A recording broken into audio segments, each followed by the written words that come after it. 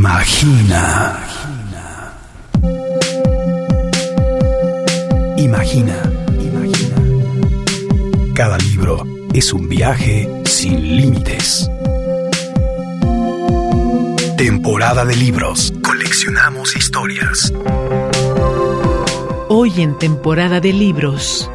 Hoy platicaremos con el escritor mexicano Martín Solares sobre su libro El fantasma de las novelas, publicado por la editorial Era. Me despiertan preguntas como: ¿tengo derecho a hablar de estos personajes? ¿Tengo derecho a hablar de estas personas y de convertirlas en seres de ficción, seres imaginarios? ¿Estaré usando el tiempo verbal correcto? ¿O la verdad es que me volví muy alambicado y tengo que buscar una mayor sencillez? ¿Podría yo decir que ya tengo el título adecuado? ¿O todavía es un borrador que tengo que seguir trabajando, no? Bienvenidas, bienvenidos a Temporada de Libros. Qué gusto encontrarnos de nueva cuenta alrededor de la escritura literaria en nuestra lengua. Yo soy Verónica López García y en compañía de Jessica Venegas en la asistencia de producción y del ingeniero Raúl Peguero en postproducción, te invito a la conversación que tendré con el escritor mexicano Martín Solares sobre su colección de ensayos, El fantasma de las novelas y otros métodos instantáneos de análisis literario.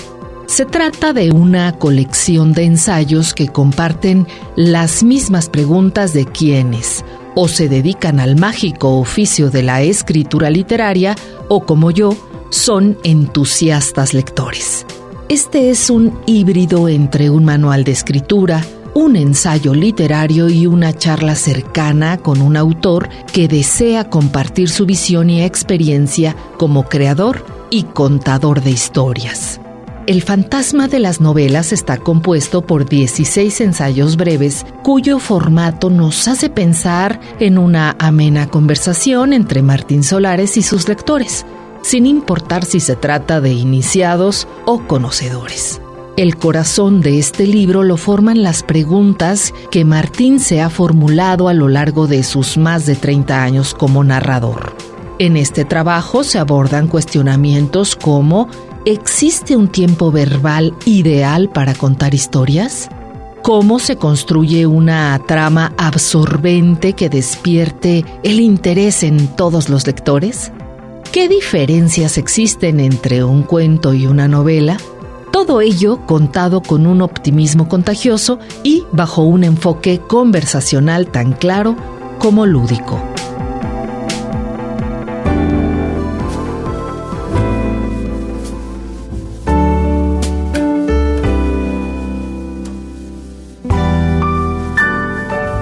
Gustavo Cerati y Lito Vitale interpretan Los libros de la buena memoria. El vino entibia sueños al jadear,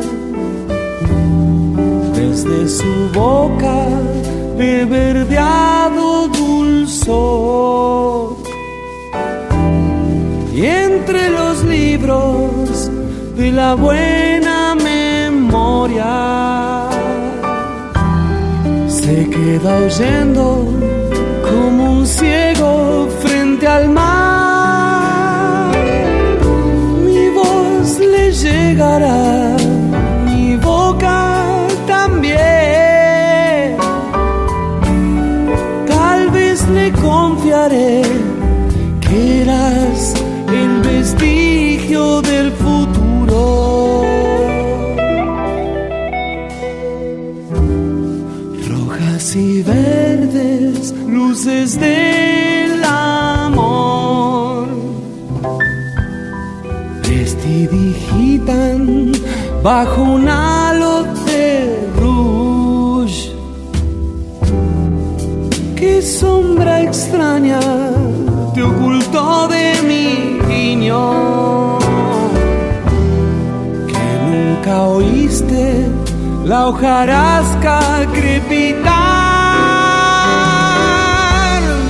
Pues yo te escribiré, yo te haré llorar, mi boca besará toda la ternura de tu acuario. Oh.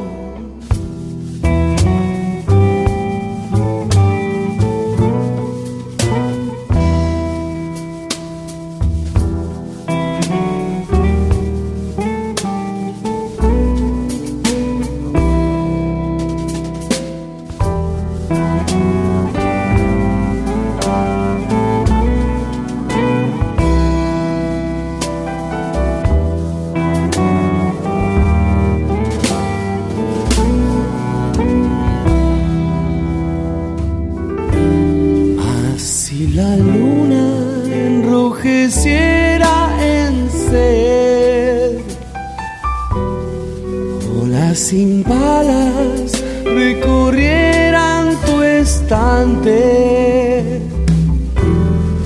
no volverías a triunfar en tu alma. Yo sé que harías largos viajes por llegar.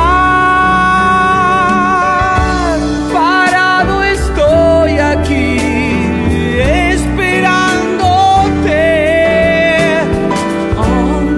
Todo se oscureció, ya no sé si el mar descansará.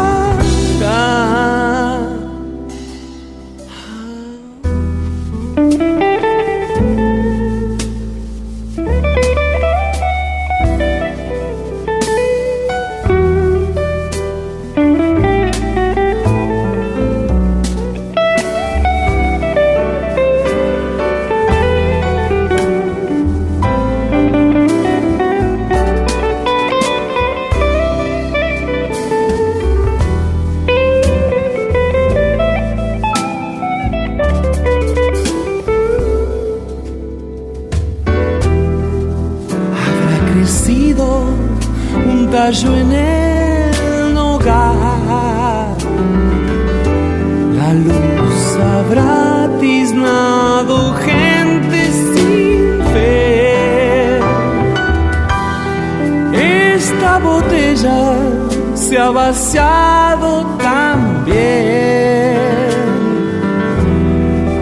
que ni los sueños se cobijan del rumor. No vuelvas ya, deja de reír, no es necesario más, ya se ven los tigres en la lluvia.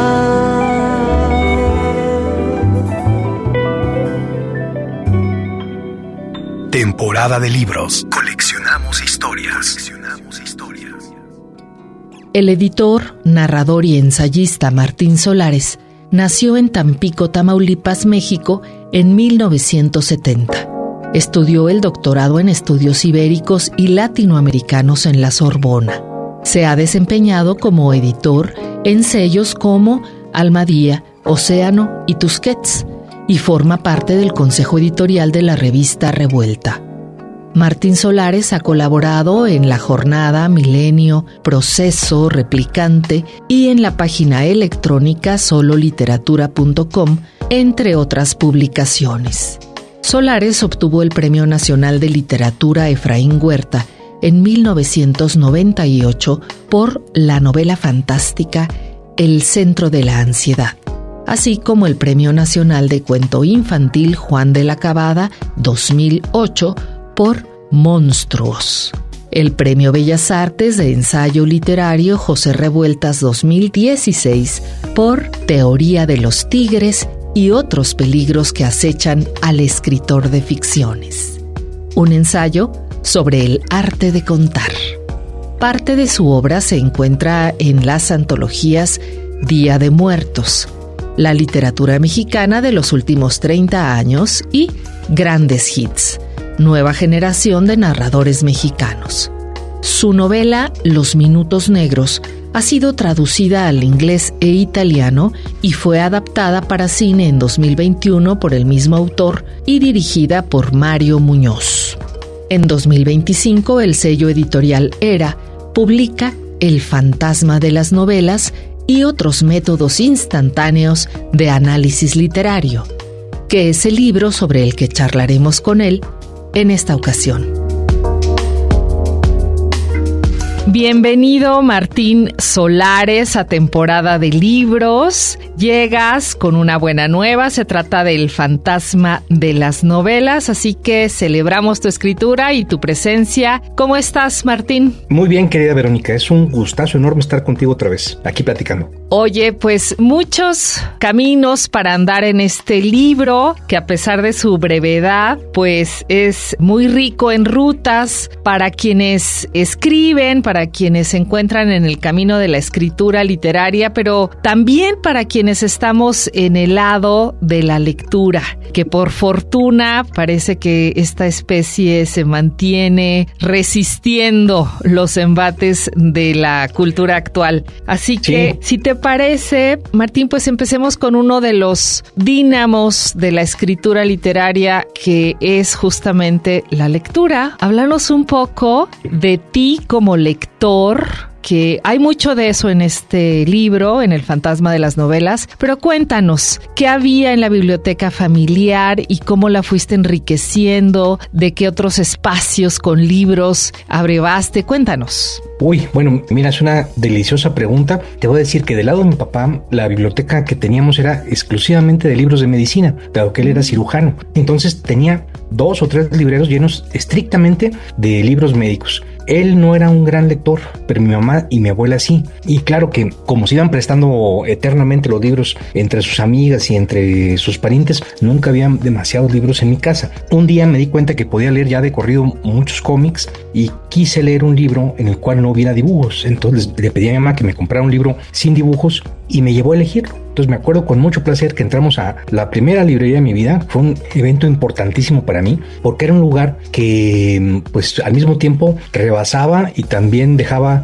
insatisfechas mis expectativas, porque pues como te podrás imaginar, en Tampico, Tamaulipas, en 1976 más o menos, la mayoría eran libros escolares, pero pude encontrar por ahí algunas novelas de Julio Verne, y la primera novela que yo leí en mi vida fue De la Tierra a la Luna. Me acuerdo que la compramos por ahí de las 9:30 de la mañana y me encerré en mi cuarto a leerla, y cuando me di cuenta había terminado la novela y ya era un poquito más de la hora de comer. No me habían interrumpido adrede para que yo continuara, y lo primero que me asombró es uno de esos fenómenos mágicos que están asociados a la literatura. Hacen que el tiempo se detenga mientras estamos leyendo y que nos vayamos a vivir en un tiempo diferente, en un lugar, en un tiempo distinto, y que habitemos incluso el punto de vista y la piel de otros personajes. Entonces a mí me pasó eso con todos los personajes de Julio Verne y le fui muy fiel. Cuando dejé de conseguir más novelas de Julio Verne, bueno, pues empecé a explorar a Mark Twain, me acuerdo, todas las novelas de Mark Twain, de Emilio Salgari, por supuesto, pero un día cayó en mis manos un ejemplar de La Ilíada. Y ese libro cambió mi vida rotundamente. Cuando yo lo abrí y porque me dijeron que ahí se contaba la guerra de Troya, me di cuenta de que algo estaba pasando, que era posible hacer otro tipo de, vamos a decirlo así, de narración, de canción, con las palabras de todos los días. Me di cuenta que se podía hacer música incluso, que el texto, aunque estaba escrito en prosa o diseñado en prosa, tenía una musicalidad inherente fabulosa, y además tenía también la habilidad de usar palabras tan extrañas que casi en cada párrafo yo tenía que ir a un diccionario. Entonces, cuando me di cuenta de todo lo que se podía hacer con la literatura, a partir de ahí, pues durante varios años con un diccionario, no a la mano, pero muy cerca, y eso me permitió darme cuenta de todas las cosas que se podían hacer con el lenguaje poco a poco. Oye, tremenda. Esa fue una respuesta de cuentista y no de... Perdón, esa fue una respuesta de novelista. Voy a tratar de dar una respuesta de cuentista o de aforista para que no sea yo tan extenso.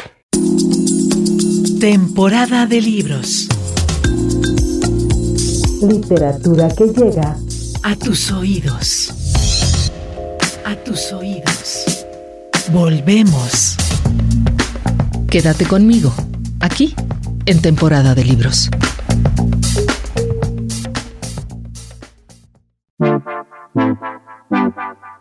Temporada de libros. Sorbos de literatura para acompañar el caos. Continuamos. Quédate aquí. Estoy conversando con el narrador mexicano Martín Solares. Instrucciones para dibujar novelas. 1. Si la historia es sencilla y avanza de principio a fin sin distraerse demasiado en contar historias secundarias ajenas a la principal, traza una línea recta. 2. Si la historia contiene otras historias hechas de recuerdos, asociaciones de ideas o anécdotas hiladas en una historia principal, dibuja tantos giros o digresiones como sea necesario hasta dibujar toda la novela.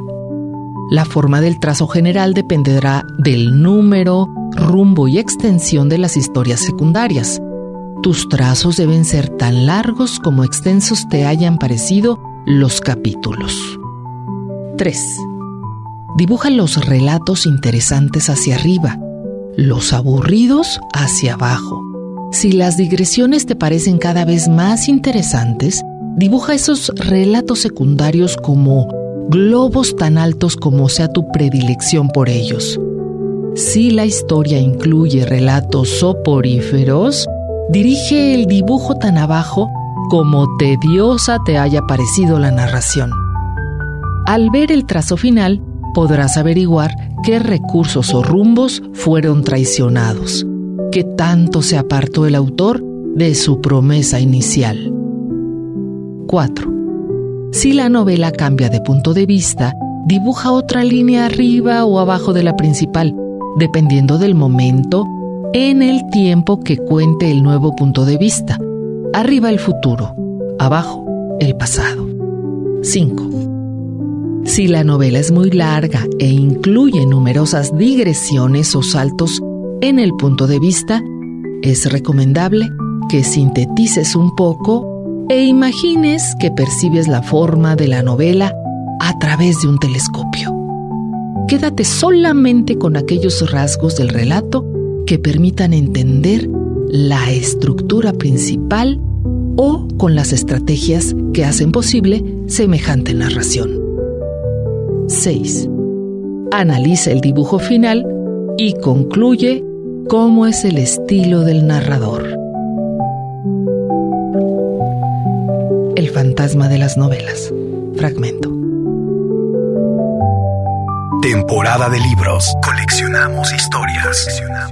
Oye, nos has puesto el listón y tú mismo te lo pusiste alto. Vamos, sí. Son autores que sí requieren experiencia lectora, que sí requieren un contacto cercano con la palabra. Y bueno, hablar de la Ilíada, pues es algo que incluso en una edad adulta para muchos es muy impenetrable o es difícil. Hablemos de este ejercicio que es muy cotidiano para quienes escriben o escribimos. Ajá. Y tiene que ver con esto que mencionas una y otra vez, hacernos preguntas. Y a partir de esas preguntas cotidianas es que surge el fantasma de las novelas. Platícanos un poco de cómo a lo largo de tu trayectoria como autor, como también un lector incansable, es que se fueron sumando estos cuestionamientos que hoy compartes con este libro. Uy, pues como siempre ocurre en tu programa, esa otra vez es una pregunta deliciosa. Y mira, voy a tratar sé que no estaré a la altura con mi respuesta, pero te quiero contar lo que a mí me pasó. Para mí, en realidad, todo empezó con la Ilíada, como te decía hace un minuto. La primera vez que abrí ese ejemplar y que traté de leer en voz alta las primeras palabras y me di cuenta de la música que tenían, cuando escuché yo ese canta, oh diosa, la cólera del hijo de Peleo, cólera funesta que trajo muchos males a teucros y aqueos, más o menos, me di cuenta que se pueden hacer cosas muy distintas, ¿no? Y me dije, bueno, pero ¿qué tipo de literatura o qué tipo de cosas estaba yo tomando por literatura hasta este momento? Y cuando comprendí que ese libro venía pues de por lo menos varios siglos atrás y que seguía más vivo y que las pasiones de Aquiles, de Odiseo, de Héctor, de todos los personajes seguían más que vivas gracias a la magia de las palabras, bueno, pues yo quise desde entonces dedicarme a entender cómo es que funciona la literatura y de alguna manera un poco errática, pero es lo que he hecho toda mi vida. Primero porque siempre he sido muy tímido,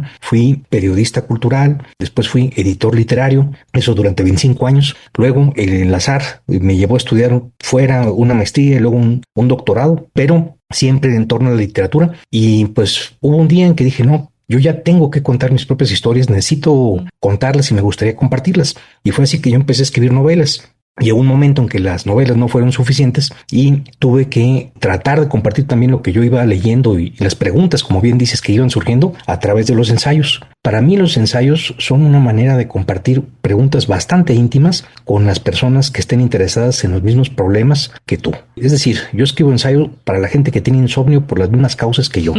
A mí con mucha frecuencia me despiertan preguntas, ¿no? Estoy tratando de terminar una novela que es muy importante para mí y me despiertan preguntas como, ¿tengo derecho a hablar de esos personajes? tengo derecho a hablar de estas personas y de convertirlas en seres de ficción, seres imaginarios. ¿Estaré usando el tiempo verbal correcto? ¿O la verdad es que me volví muy alambicado y tengo que buscar una mayor sencillez? ¿Podría yo decir que ya tengo el título adecuado o todavía es un borrador que tengo que seguir trabajando, ¿no? Y por supuesto, ya se está consiguiendo algún tipo de magia dentro de este relato. A mí me quitan el sueño ese tipo de preguntas y por lo general llega un momento en el cual las apunto y de día ya en la parte la parte más concentrada de mi vida, me dedico durante años a ver qué respuestas le han dado otro tipo de creadores a esas mismas preguntas. En cómo dibujar una novela y en el fantasma de las novelas, lo que he hecho es reunir las respuestas de otras personas, de teatreros, de cineastas, de actores, de actrices, de teóricos literarios y sobre todo de escritores, en torno a estos problemas que a mí siempre me han parecido acuciantes y que yo creo que al menos una vez en la vida uno se va a despertar con esas preguntas y va a tener que planteárselas con total honestidad. El fantasma de las novelas, fíjate que parece muy discreto, pero para mí es un libro lleno de riesgos, porque dije, bueno, si me decían mis amigos que cómo dibujar una novela parecía una casa de citas porque yo citaba demasiadas personas, si yo quería que el fantasma de las novelas pues fuera más bien ahora sí una recopilación de ensayos, por muy modestos que fueran. Como tú puedes ver, hay algunos de una página, de 2 páginas y otros un poco más extensos que me llevaron 1 año o 2 de trabajo, como es la historia dibujada de las novelas de Estados Unidos, otros que me llevaron años de reflexión para terminar con un ejercicio o con un pequeño apunte. Y bueno, pues es lo que yo traté de hacer, que fueran extraños, pero que fueran míos, que yo pudiera hacerme responsable de cada uno de estos temas y que mostraran a quien se acercara a este libro cuál es la naturaleza de la ficción, de eso que llamamos cuentos, de eso que llamamos novelas. Así es, el corazón que siempre buscamos cuando estamos leyendo, cuando nos iniciamos en esta experiencia de imaginación compartida o sin importar cuántos galardones estén en nuestro librero en el área de ya leídos, uno sigue afanándose en encontrar ese músculo que alimenta pues todo lo que llamamos literatura. Y tú lo dices, estos son ensayos con disfraz de cuentos o cuentos con disfraz de ensayos. Y eso es lo que vamos a encontrarnos en El fantasma de las novelas. Hay algo que mencionas y que tiene que ver, por un lado, los grandes clásicos griegos, grecolatinos, porque no solo está Homero, está Ovidio, ¿no? Sí. Una y otra vez aparece, y aparecen en un lugar de privilegio también los autores norteamericanos, que sí, creo que es una línea que ha alimentado mucho pues a los autores y lectores en lengua hispana también, y particularmente en México, que tenemos esta frontera común, y hablas de ellos como estos ancestros literarios, ¿no? Todos tenemos una genealogía, y me gustaría que nos hablaras un poco de ellos, porque aquí le dedicas no solo uno de estos ensayos, sino varios. Aparecen como estas figuras poco fantasmales y muy corpóreas, ¿no? En tus relatos. Cuéntanos. Sí, pues mira, la verdad es que yo creo que aunque no hayamos leído muchas de las novelas que yo menciono ahí, de alguna manera esas novelas podríamos decir que ya nos leyeron a nosotros, que saben cómo somos. De manera que cuando entramos en El Halcón Maltés, en Moby Dick, de inmediato nos conectamos y nos reconocemos en los problemas de Ismael, de Sam Spade, de Bridget O'Shaughnessy, de todos esos personajes fabulosos que siempre tienen algo, jirones del alma de todos los seres humanos. Yo me pregunté hace, ¿qué sería? Unos 7 años, si muchas de las formas novelescas más originales del siglo XX surgieron en los Estados Unidos, ¿cuántas serían esas formas? ¿Y qué tenían todas en común? Entonces le platiqué eso a un editor norteamericano y me dijo, si tú haces un esquema o un ensayo por cada una de las formas novelescas que se han inventado en Estados Unidos, yo te lo publico. Y bueno, pues hice ese ensayo y también tuve la suerte que se tradujera al inglés, lo publicó Grove allá. Y pues bueno, pues quedé muy contento. Empecé con Moby Dick y terminé con Toni Morrison, Cormac McCarthy, Thomas Pynchon, Paul Auster, entre muchos otros. Por supuesto, pasando por Mark Twain, por Dashiell Hammett, por Raymond Chandler y por Patricia Highsmith, por supuesto, por Carson McCullers, que yo creo que son algunos de los narradores que han aportado técnicas, o vamos a decirlo así, si las novelas fueran casas, esta docena de personas de las que yo me ocupo en El fantasma de las novelas inventaron las formas más rotundamente originales de casas novelescas que se pueden apreciar en los Estados Unidos. Otro caso son los novelistas rusos, otros los novelistas franceses, Otro muy rico también los novelistas latinoamericanos y los novelistas ingleses. Pero en el caso de los norteamericanos, digamos que son modelos de casas que se han exportado por todo el mundo y que todos tenemos. Tú hace rato decías muy bien genealogías. Pues sí, yo estoy convencido que todos de nuestro gen literario, en nuestro gen, llevamos algo del Halcón Maltés, de Moby Dick, de Reflejos en un ojo dorado, de, vamos a decirlo así, de Unos caballos muy lindos, de Cormac McCarthy, aunque no nos demos cuenta, porque están ahí en el ambiente. Y como decía por ahí Vila Matas, a Kafka lo hemos leído todos, aunque no nos hayamos acercado a uno de sus libros, porque sus historias, su punto de vista sobre la literatura y sus intenciones se han diseminado por todo el mundo literario y es imposible no estar en contacto con ellos. Yo pienso lo mismo de estas novelas norteamericanas. Maneras de volverse aburrido. 1. Interrumpe el relato de una gran aventura siempre en el punto más emocionante, como Herman Melville, en la primera mitad de Moby Dick. En lugar de contar qué pasó, comparte ese tratado que escribiste sobre ballenas y cachalotes. Si trabajaste arduamente para recopilar esos datos, que el lector los padezca también. Tu prosa perfecta y tu erudición inagotable harán el resto. Se necesitará un verdadero milagro para que el lector remonte esos primeros centenares de páginas y te harás una fama bien ganada de autor imposible. 2. Una vez te hayas ganado la atención de tus lectores, sea por tu manera de narrar, sea por las aventuras de tus personajes, y justo cuando esperen que continúes hablando de ellos, intercala esas novelas que nunca has podido publicar y en las que pusiste tanto empeño en su momento. Si crees que valen la pena, busca una justificación para arrojarlas a la cara del lector en los momentos menos recomendables de tu historia, como Cervantes con las 2 partes del Quijote. Es cierto, esas novelas son muy interesantes y se las lee por separado y merecen ser publicadas, así que, si nadie lo ha hecho hasta ahora como su padre y responsable de su futuro, a ti te corresponde rescatarlas. Que nadie te disuada de tu intento, convencido como estás de que el lector sabrá apreciarlas. 3.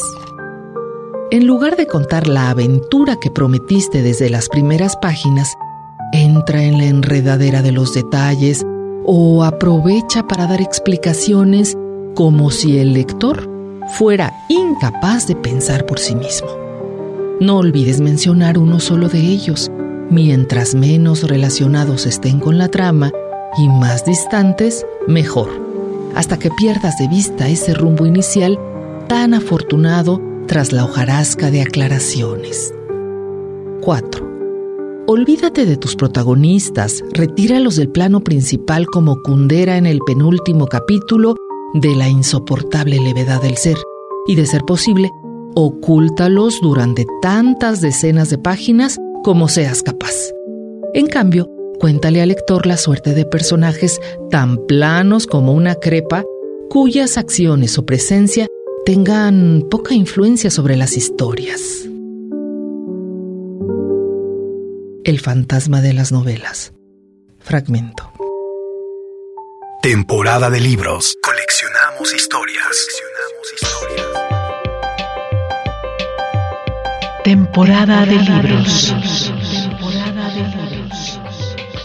Lecturas bajo la lluvia. Volvemos. Vamos a un corte y regresamos a la charla con el autor mexicano Martín Solares.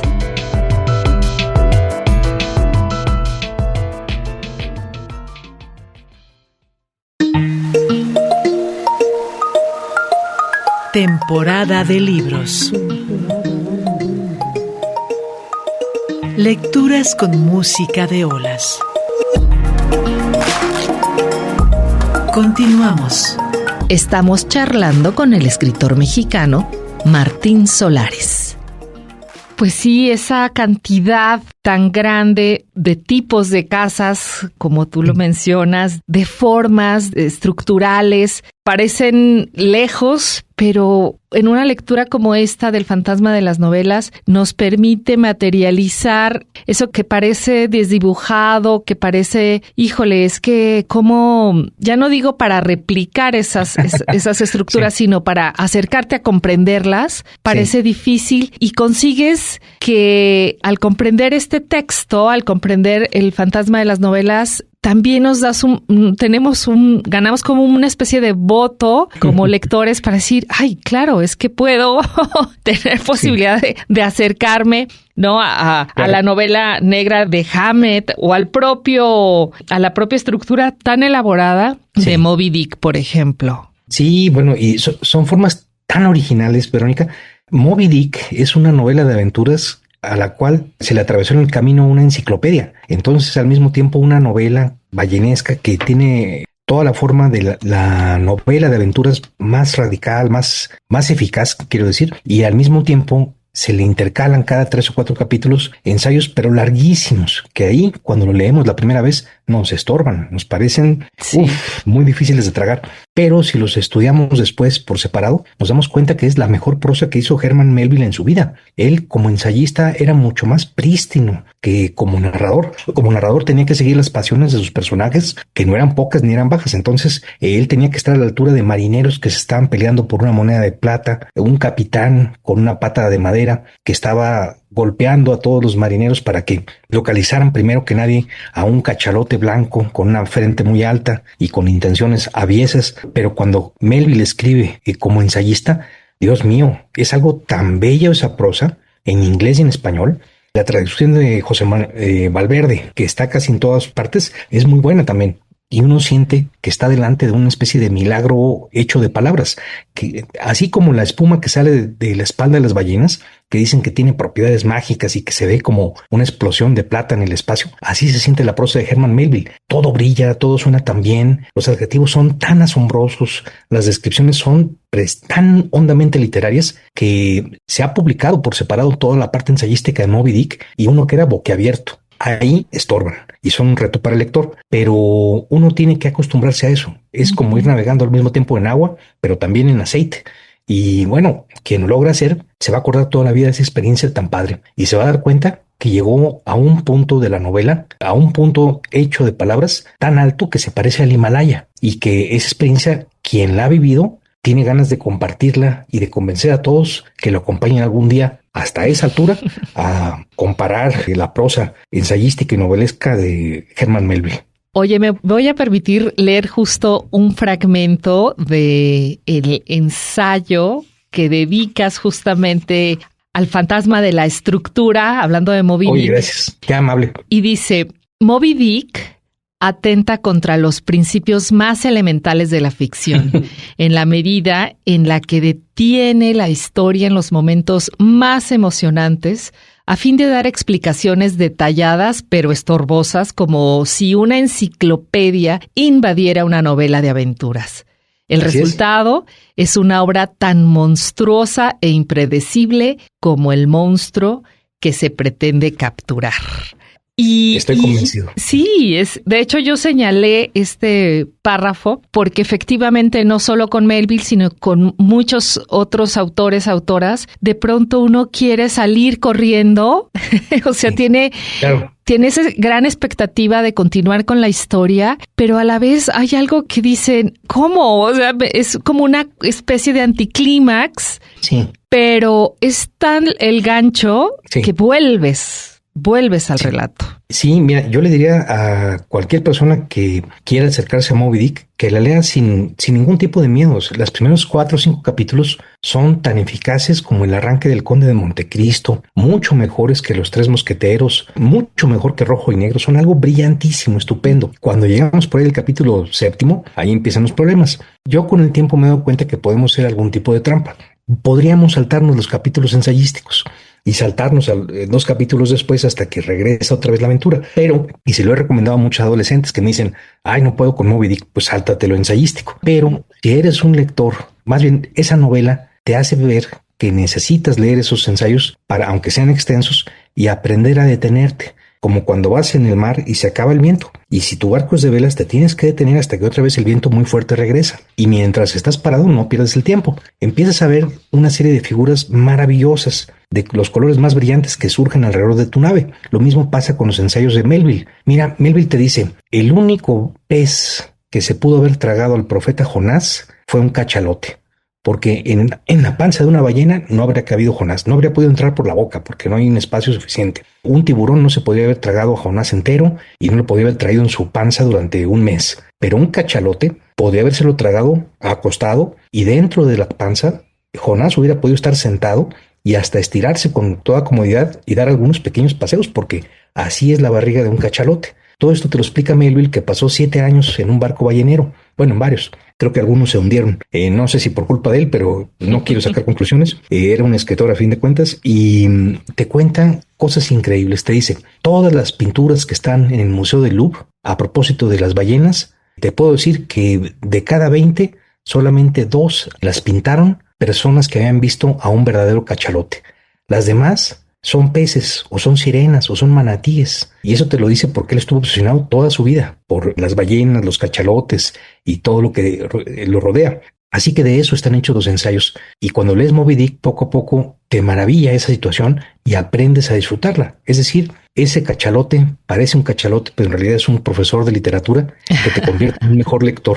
Así es, así que hay que atrevernos a vivir, a entrar en el agua sin miedo y sí con muchas ganas de disfrutar. Martín, hay otros elementos que nutren la ficción literaria, no solo la literatura misma. Y en un capítulo como El héroe que salió de un sombrero, te vales de estas figuras que si bien, bueno, son producto también de un guión y algunos de ellos sí de una previa versión literaria, el cine y Hollywood siglo XX nos llena de referencias respecto a lo narrativo. Platícanos un poco de estas figuras en las que te sirves para ayudarnos a comprender la ficción. Uy, es que por ahí de hace 10 años, Verónica, más o menos, Mario Muñoz, el director de cine, me invitó a escribir a 4 manos con él el guión de Los Minutos Negros. Él fue quien compró los derechos de mi novela e hizo la película esta que, bueno, creo que le quedó increíble, quedó muy, muy bien. Yo cada vez que estoy cansado veo esa película y de inmediato sonrío. Porque creo que es un gran logro de Mario, haber hecho, tomando una novela policíaca, hizo una obra de arte. Y bueno, pues me invitó a escribir el guión y desde el principio él y yo tuvimos no solamente choques, sino explosiones devastadoras, porque no es lo mismo la formación literaria que la formación cinematográfica. Son 2 lenguajes diferentes. En un guión de cine a veces hay que indicar, más bien siempre hay que indicar cada cosa que tú quieras que aparezca en pantalla. En cambio en una novela no. En una novela te puedes dar el lujo de no mencionar de qué color son los ojos de Susana San Juan o de Pedro Páramo, si alguno de ellos tiene problemas de sobrepeso o cojera, y solamente mencionar lo que es esencial y permitir que el lector contribuya a imaginárselos también y que los complete. Entonces, entender dónde estaba la frontera entre lo literario y lo cinematográfico fue uno de los desafíos más gratos y más lentos de toda mi vida, porque nos tardamos como 6 años en hacer un guión que nos convenciera a los dos. Pongamos 3, y luego 3 años de pulirlo y refinarlo y cambiarlo hasta que estuviera bien. Y en este ensayo yo quise platicar un poquito de eso, de lo sutil que es la creación artística, de cómo a veces cambiar un sombrero por un otro, unos cuantos centímetros más alto o uno un poco más blanco que otro, le cambia por completo el alma a un personaje. Eso es correcto en la literatura, en el cine o en el teatro. No es lo mismo que alguien entre con un sombrero ridículo de saltimbanqui que con un sombrero de alas anchas al estilo de Lee Van Cleef en El bueno, el malo y el feo.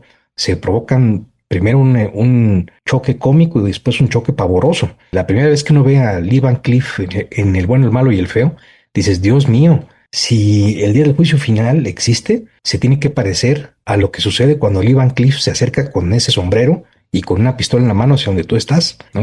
Siente uno que se acabó todo. Y bueno, pues la creación artística necesita de esos pequeños detalles para existir. Mira, a veces no solamente los detalles visibles, sino los que solamente el conflicto hace visibles. Por ejemplo, las contradicciones humanas. Los más valientes de los héroes de Troya de repente se podían acobardar ante la visión de una serpiente. ¿Y cómo era que podían matar a un ser humano con una lanza un minuto antes? pero al ver una serpiente brincaban como señoritas, como dice el mismo Homero. Bueno, pues eso puede ocurrir ahí, y gracias a eso Homero consigue darle vida, y muchos otros, por ejemplo, Rudyard Kipling, consiguen darle vida a sus personajes. Temporada de libros. Lecturas bajo la lluvia. Volvemos. Quédate conmigo, aquí, en Temporada de Libros.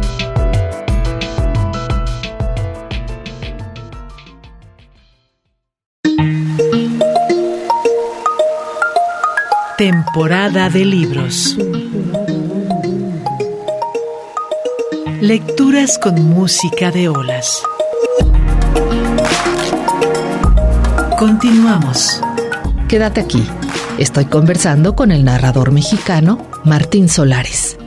Pues una serie de elementos que haces visibles respecto al funcionamiento estructural de la literatura de la ficción son los motivos por los cuales estamos recomendando a todos leer El fantasma de las novelas, ese fantasma que como lectores estamos siempre tratando de atrapar. Es el narrador, es el personaje principal, es cómo materializamos en nuestra comprensión toda esta relojería que logra un cometido, que es hacernos entrar, como dices, en una dimensión distinta en el tiempo y en el espacio. Y gracias. ¿Qué nos da la ficción, Martín? ¿Por qué la necesitamos tanto? Es una gran pregunta otra vez. No me esperaba menos de este programa de Temporada de Libros y de Verónica López. No, Verónica, pues mira, yo creo que mientras exista el ser humano, a pesar de la inteligencia artificial, a pesar de la televisión, a pesar del cine, vamos a necesitar que nos cuenten historias, por escrito o verbalmente. A los niños no los puedes dormir con videos. No los puedes dormir poniéndose el chat GPT, y necesitas contarles una historia en los que ellos se sientan involucrados de inmediato. Y nosotros también, en algunos momentos de la vida, necesitamos salirnos de esta realidad, y la mejor puerta es una novela o un libro de cuentos. Yo estoy convencido que hay 7 formas de escribir novelas. Te voy a decir 4 que son eternas, que son tan antiguas como la literatura misma, y 3 que son más recientes, que son producto de los últimos 2 siglos. Pero yo creo que esencialmente esas 4 primeras formas, de contar novelas corresponden a las formas que ha tenido el ser humano de enfrentarse al destino. Tú sabes, hay quien lo acepta, hay quien lo refuta, hay quien nos cuenta cuentos para distraerse. Bueno, pensando en eso, yo llegué a la conclusión de que las novelas y los cuentos tienen una diferencia esencial. No es su extensión, no es la intensidad, no es tampoco la variedad de personajes ni la riqueza de temas, sino la actitud que tienen ante el destino. Un cuento, por lo general, acepta la muerte, la revelación, la llegada de una verdad terrible, sin pestañear. El cuento termina cuando un personaje acepta su destino. Pero las novelas no. Las novelas son esas historias largas en las cuales un personaje se niega siempre a aceptar su destino y está dispuesto a todo con tal de refutarlo, de rechazarlo y de reconstruirlo según mejor le convenga. Por eso necesitamos seguir leyendo novelas, porque hay una historia muy larga que nos dice no solo se puede, sino que tenemos la obligación de desafiar al destino y de empujarlo hacia donde mejor deseemos. Y esas historias largas son las novelas. Esa historia larga no está en el cine, no está en el cuento, no está en la poesía. Se acerca un poco cuando los ensayos hablan de eso, pero solamente se vive cuando uno lee una novela bien escrita, como es cualquiera de estas de las que hemos estado hablando en tu estupendo programa. Pues aquí están más razones para acercarnos a la literatura, para no perder de vista que los libros son buenos compañeros, son estimulantes, muy recargados en todo momento. Podemos acudir a ellos. La literatura, dices, es un juego con un número variable de participantes, ¿no? Y este juego que nos ofreces, hay otro participante que tiene que ver con la actitud lúdica, que es necesariamente parte de lo literario, de la narración, y que no pierdes de vista al crear este libro, valiéndote, pues sí, del juego y la prueba está en el mismo índice, ¿no? Empezar a leerlo ya nos coloca en un lugar en donde nos dices que la vamos a pasar bien. Y luego además incluyes ilustraciones que entran en que tienen ese carácter también de juego. Háblanos un poco de la importancia que tienen estos respiros que buscan justamente mantener la atención y que suelen conseguirlo. Ay, pues mira, te quiero contar que yo admiro mucho los libros de Augusto Monterroso, en los cuales él de repente incluía viñetas misteriosas, extrañas, que iluminaban el sentido de cada uno de sus textos. Y también los libros de ensayo de Uriart y sus primeras novelas, donde él siempre intercala algunas viñetas exquisitas sobre sus personajes. Pero pues yo empecé a dibujar en defensa propia. Me acuerdo que en este libro me preguntó mi editora Michelle Pérez Lobo, oye, exactamente cómo visualizas tú un sombrero de ala ancha. ¿No prefieres describirlo o metemos una foto? Yo le decía, no, una foto no, sería terrible y tampoco quisiera describirlo. Déjame dibujarlo y así no perdemos tiempo ni tú ni yo. Entonces empecé a hacer esos dibujos y poco a poco me fueron pidiendo de manera más rítmica dibujos para ilustrar cada uno de los ensayos, porque tenían dudas y bueno, yo andaba muy contento con la existencia del libro y acepté. También cómo dibujar una novela tiene dibujos, pero menos. Son más bien esquemas para entender qué forma tiene Rayuela, qué forma tiene Pedro Páramo, qué forma tiene el otoño del patriarca, etcétera. Y pues espero que no estorben. Mira, yo estoy convencido que México, la gran mayoría de los lectores y de la gente, y sobre todo la gente que no lee, tiene un enorme problema en contra del sentido del humor. Creen que si uno tiene algo de sentido del humor, ya no merece ningún tipo de seriedad, ¿no? Me acuerdo que una vez un colega novelista me dijo, oye, yo iba a leer tu primera novela, pero me enteré que tiene humor, ¿no? Me dijo, y que además tiene policías como protagonistas, pero entonces no la voy a leer pues porque no es literatura. Y yo le dije, hombre, yo he leído las tuyas y está llenas de prostitutas y no he puesto nunca ningún reparo, así que pues yo te invitaría a que amplíes un poco tu criterio. Pero pues si no me lee, él se lo pierde. Yo escribí eso para compartirlo y pues su comentario me he quedado con él porque es muy revelador de lo que piensan los críticos literarios más tibios, los profesores más conservadores y sobre todo los lectores y los no lectores que no se han acercado a los grandes nombres de la literatura, ¿no? Que no se han acercado ni a Rabelais, ni a Mark Twain, ni a Oscar Wilde, ni a Laurence Sterne, ni a Denis Diderot, ni a John Kennedy Toole, por mencionar solamente unos cuantos que son extraordinarios y que su sentido del humor es uno de los elementos que más nos han fascinado y nos seguirán fascinando mientras exista la literatura. Roald Dahl, por ejemplo, en México, Pancho Hinojosa y Juan Villoro, gracias a sus distintas estrategias en cuanto al sentido del humor se refiere, han conseguido crear muchísimos nuevos lectores siempre, hasta en sus crónicas, no solamente en sus cuentos y en sus novelas. Y bueno, pues yo pretendo, más bien, pues es que creo que el sentido del humor no es algo que se pretenda, es algo que surge a pesar de ti. En la novela son los personajes los que lo generan. Y en los ensayos no eres tampoco tú. Yo siento que, como decía Rudyard Kipling, es esa especie de voz interior que Rudyard Kipling relacionaba con el demonio interior que llevamos todos y que es el que nos dicta la literatura. Entonces, en realidad, yo no tengo sentido del humor, es más bien la voz interior o la voz de mis personajes. Por último, Martín, me gustaría que nos compartieras algún hallazgo, seguramente durante la escritura o en la retroalimentación que recibes de tus lectores.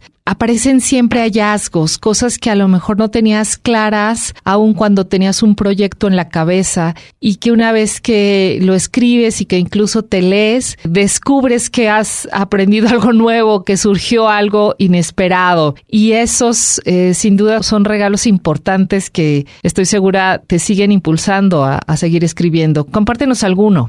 Híjole, pues la cosa más hermosa y conmovedora que me ha pasado en la vida es algo que me contaron los lectores de Los Minutos Negros. Una pareja de amigos se separó por cuestiones laborales durante una larga temporada y él vivía en Estados Unidos trabajando, y allá trabajaba, y ella vivía en México, concretamente en Guadalajara. Y como él no podía regresar porque tenía un contrato muy sólido y extrañaba muchísimo Guadalajara y también Tampico, Tamaulipas, de donde él también era originario, la esposa se topó con una de las novelas que yo escribí. Y entonces le empezó a hablar por teléfono y le leía pasajes de la novela que a ella le habían hecho sonreír y que hablaban de mi tierra, que era también la tierra de este lector. Entonces me contaron, fueron cuando se presentó esa novela, ellos dos iban sonriendo y con un ejemplar muy marcado de Los Minutos Negros en la mano. Y me dijeron, oye, pues mira, pues te queremos contar que te leímos telefónicamente, ¿no? Me decían, no sabemos qué tal sería la lectura seria tuya, pero te leímos telefónicamente a lo largo de varios meses hasta que terminamos de leer la primera mitad de Los Minutos Negros. Y entonces su marido regresó y terminó de leer la novela ya sentado y en mejores condiciones. Pero para mí eso fue muy conmovedor. Saber que esa novela funcionaba y servía de algo, pues es algo que también me hace sonreír siempre. Pues sigamos compartiendo ficciones, compartiendo experiencias lectoras y de escritura y recibiendo a escritores activos, propositivos como Martín Solares, que nos regaló esta charla. Muchas gracias, Martín. Gracias a ti, Verónica. Es un placer estar contigo, de veras. Qué gran programa y espero que tengamos el gusto de volver a platicar alguna vez. Gracias de nuevo. Esperemos que así sea. Hasta pronto.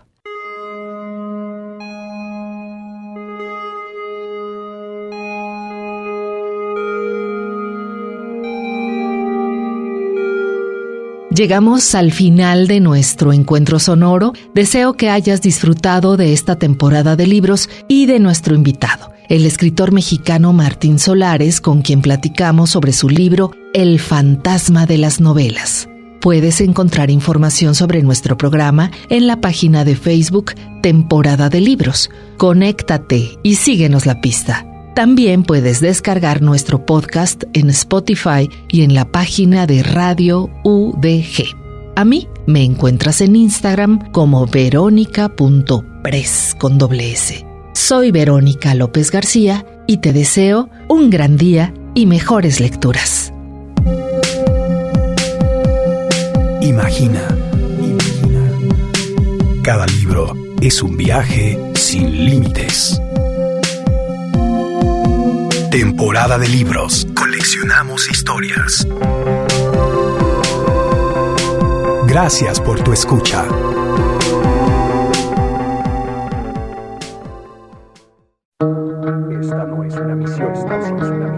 Esta no es una misión imposible. Atención, concentración. Esta no es una misión imposible.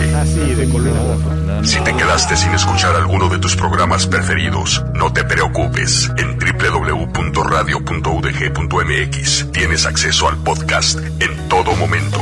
Ya lo sabes, en todo momento. Este mensaje se autodestruirá.